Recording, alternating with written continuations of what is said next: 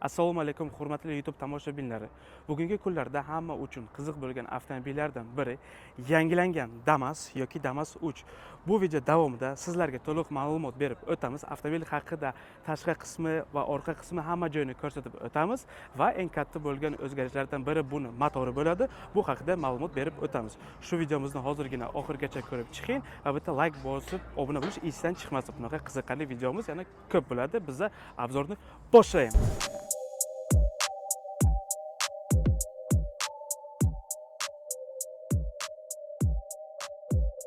Bu endi eski oddiy Damas emas, bu yangilangan, xavfsizroq va qulay versiyalaridan biri bo'lyapti. Bu avtomobilning birinchi afzalliklaridan biri buni uzunligi bo'lyapti, do'stlar. Eski versiyasidan farqi bu yerda 1000 ga bo'lyapti. Buni uzunligi 4400 bo'lyapti, do'stlar. Zamonaviy ko'rinishiga ega bo'lgan Damas oldi qismidan boshlaymiz. Damas 3 6 ta versiyada mavjud. Orasida farqlari uncha katta emas. Buni ikkita yo'nalishi bor. Damas Move yoki Damas Max bo'lyapti.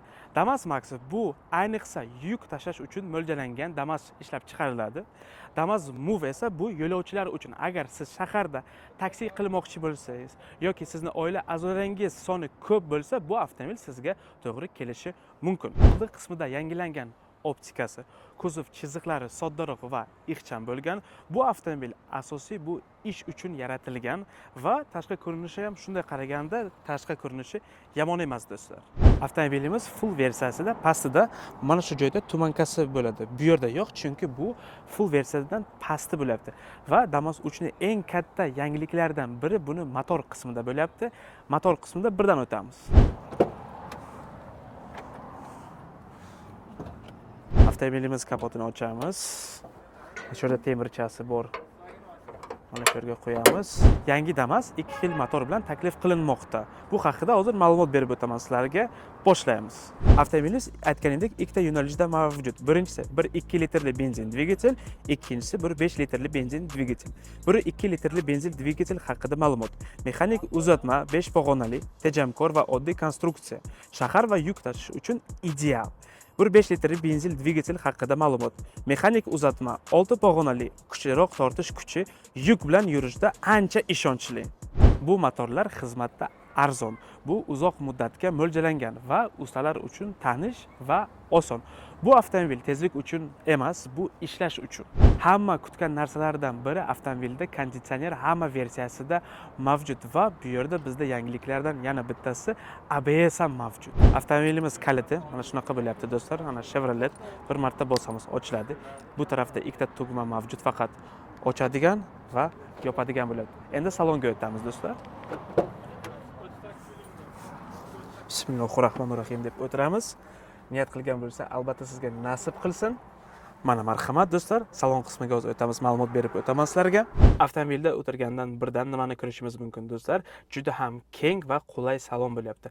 Men haydovchi tarafida o'tiryapman va o'tirishim juda ham yaxshi, chunki meni bo'yim 180 bo'lyapti va o'tirishim juda ham yaxshi va katta obzor bo'lyapti. Yaxshi ko'rib ketishim mumkin. Bu yana bitta afzalliklarini aytishim mumkin. Mashinamizda birdan o'tirganimizdan ko'rishimiz mumkin yangilangan rul.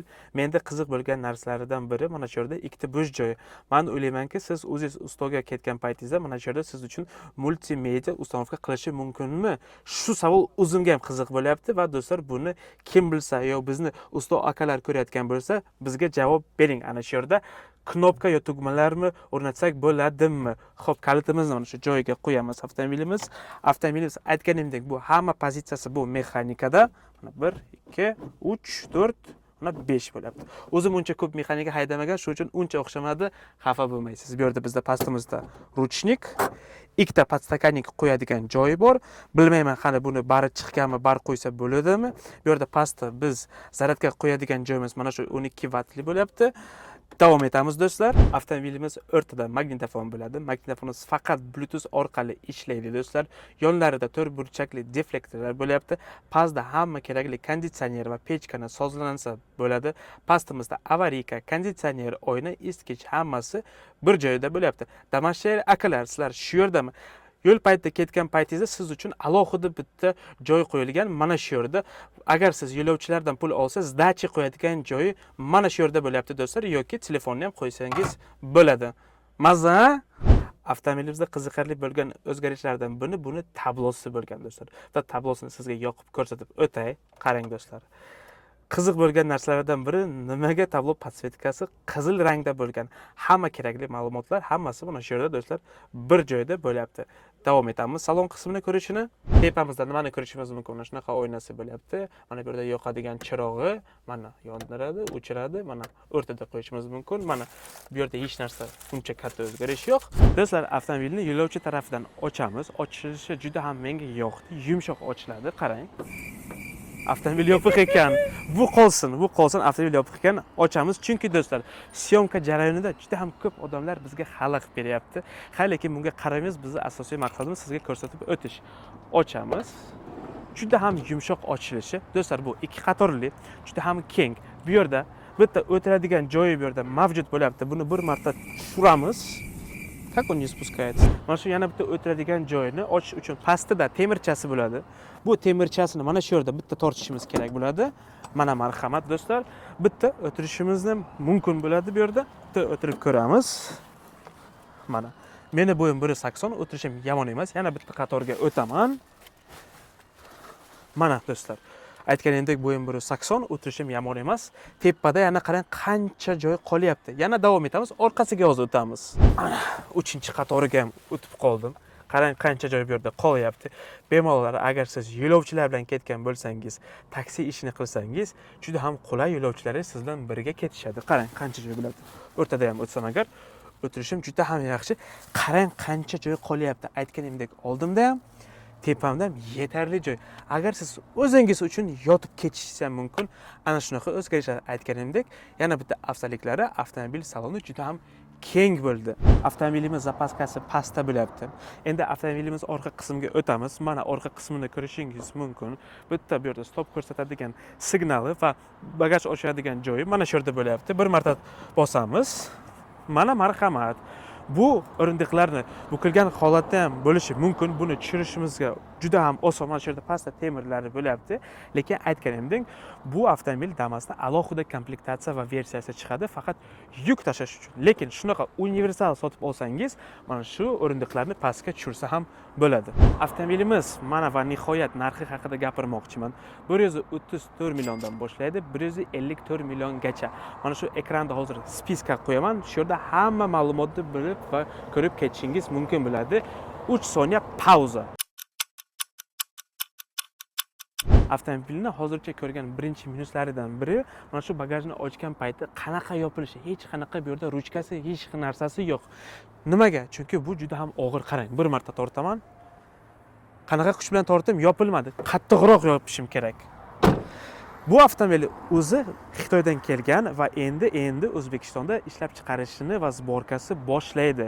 Va boshqa kunlariga agar buni boshqa qanaqa komplektatsiya versiyalari kelsa, boshqalarini ham ko'rib chiqib, boshqa minuslarni topishimiz mumkin bo'ladi, do'stlar. Davom etamiz.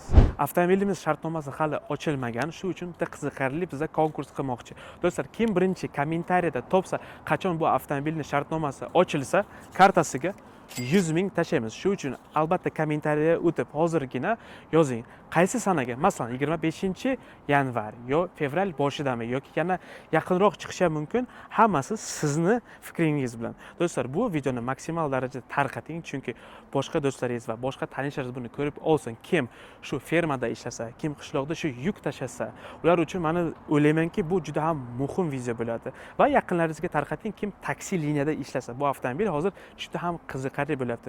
Do'stlar, videoni ko'rganingiz uchun sizlarga katta rahmat. Jafar Giyasov kanaliga xush kelibsiz. Boshqa qiziqarli obzorlarimiz bizda ko'p o'tib ko'rishingiz mumkin. Hammangizga xayr, like bosish esdan chiqmasin. Xayr.